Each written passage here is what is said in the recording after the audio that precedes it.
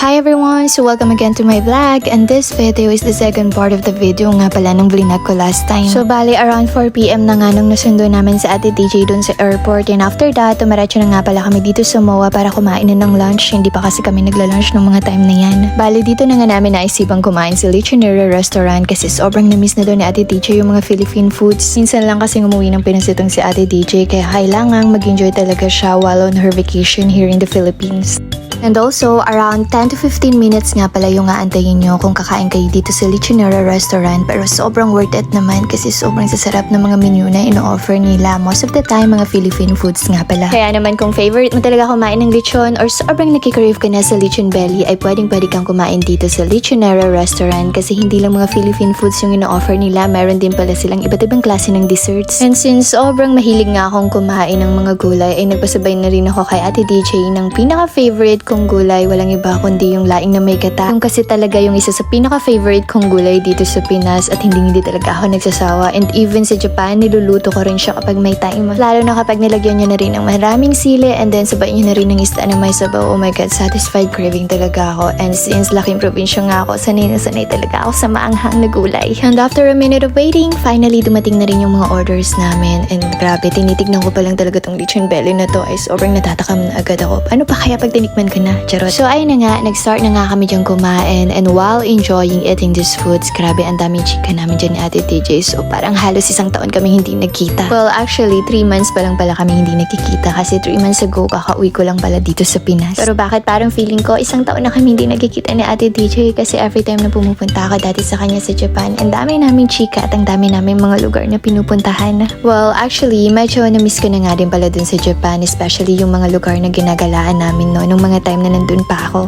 At nandito pa nga lang pala ako sa Pinas, ini-imagine ko na agad yung mga next destination na lugar na pupuntahan ko pagbalik ko dun sa Japan. And while waiting for my application to go back in Japan, of course, I need to enjoy myself here in the Philippines and to spend my time with my family habang may time pa. So ayun na nga, ang dami ko na naman dyan chika, so let's go back to the main topic. After nga namin kumain dun sa restaurant ng lunch, so dumiretso na kami dito sa taas para mag-shopping at samahan si ate DJ kasi ang dami niyang nakalimutan ng mga gamit for her personal needs. Well, actually, hindi nga lang pala personal needs yung nakalimutan niya, but also her skincare routine daily product na ginagamit niya. And since galing nga siya ng Japan, so yung mga ginagamit niyang mga skincare routine is from Japan pa, so hirap siyang hanapin yung mga item or mga products dito sa Pinas. And since magbabakasyon nga siya dito sa Pinas for almost 3 weeks, wala siyang choice kundi gamitin yung mga beauty products na bibili niya dito sa Watson for temporary. Pero since makinis at hindi naman sensitive yung skin ni ate, I think there's no problem to use that product, especially here from Watson. Especially kapag bumili ka talaga sa Watson store ng mga beauty product, for sure, hindi ka talaga magsisisi kasi ang dami mga tao or mga Pinoy na bumibili dito. Well, correction, hindi nga lang pala mga Pinoy yung bumibili dito, but also some of the people na very trusted and consistent sa mga product na binibili nila dito sa Watson ay proven and tested na din. And aside from Watson store, dumaan nga din pala kami sa ibang shopping malls na pwedeng bilhan ng mga kailangan ni ate DJ. Well, actually, ang dami niya talagang naiwan. Hindi nga lang pala mga beauty products, kundi pati mga damit niya. So, sobrang excited niya kasi magbiyahe papunta dito sa Pinas. Ayun, ang dami niyang naiwan. So, ayun na nga, after we're done buying some important things from the shopping mall, we decided na dumiretso na dito sa KTV bar para mag-enjoy kasi ito talaga yung pinaka-first plan na gusto naming puntahan. Well, actually, gusto ko talagang puntahan is yung bar. Pero since gabi na at may bagyo pa nung mga time na yan, ay dito na lang namin naisipang pumunta sa KTV bar kasi ito lang yung mas malapit. Well, actually, hindi nga lang bagyo yung meron nung mga time na yan, kundi wala din signal, so hindi na kayo cooperate, buti na nga lang talaga nakapag-take ako ng mga photos and videos dyan. At syempre, kahit may bagyo dyan at nagluluko yung wifi, ay hindi talaga kami dyan papaawat kasi minsan lang talaga to. At dahil nga minsan lang itong umuwi sa ate DJ dito sa Pinas, I need to spend my time with her, especially dito sa mga best friend niya na sobrang kukulit at nakakatawa talaga kapag kasama. Especially si Boyet at si ate Jane na sobrang kalog at grabe hindi ka talaga maboboring kapag kasama sila. Bale, nandito na nga kami sa loob ng KTV bar, and bago nga kami pumasok dun sa pinaka-room talaga, ay nagpa-picture si ate muna dito sa my robot kasi sobrang favorite daw to ni Kosei.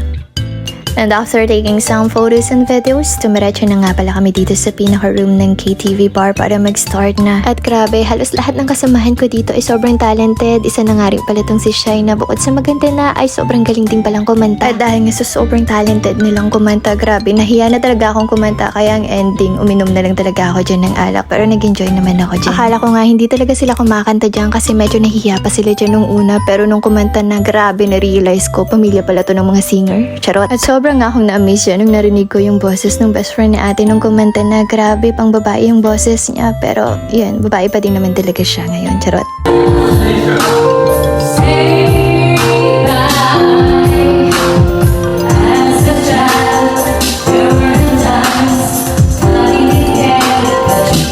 Pero dahil nga si Ate DJ yung bida ngayon sa vlog ko, syempre boses niya ang pinarinig ko sa inyo ngayon. Kaya sorry na umabot na nga kami dyan ng 2 AM ng umaga at medyo nalasing na rin yung ibang mga kasamahan namin kaya naisip na namin umuwi. And I think medyo lasing na nga rin pala tong si Ate Jen at kahit lasing siya, ni-remind pa rin talaga niya ako na wag kong kakalimutan na i-vlog to kasi sobrang important ng event na to sa kanya. So ayun na nga, after nga namin mag-enjoy ng bongga dito sa KTV bar ay naisipan na rin namin umuwi kasi sobrang lakas na ng ulan ng mga time na yan at medyo lasing na rin mga kasama ko. Hanggang dito na lang muna. Bye!